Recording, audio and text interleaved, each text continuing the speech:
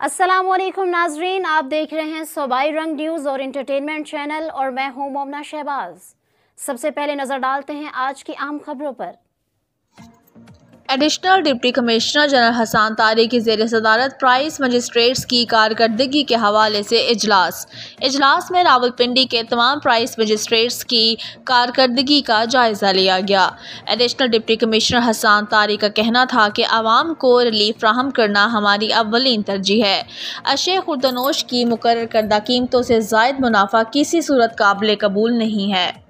Price magistrates field visit करके अशिया खुर्दनोश की कीमतों में कड़ी निगरानी करें, खिलाफ वर्जी पर फौरी कार्रवाई की जाए। अशिया खुर्दनोश के हवाले से हुकूमत पंजाब ज़ीरो टॉलरेंस पॉलिसी पर अमल पैरा है। बार बार खिलाफ वर्जी करने वाले गिरा फरोशों को जुर्मानों के साथ पाबंद सलासल किया जाएगा। किसी को आवाम की जेबों पर डाका डालने नहीं देंगे। इजलास की ब्रीफिंग में बताया गया कि 1 अगस्त से अब तक 76,458 दुकानों की इंस्पेक्शन 3,643 दुकानों पर खिलाफ वर्जी पाई गई। खिलाफ वर्जी पर 162 दुकानें सील और 104 अफराद को पाबंद सलासल किया गया।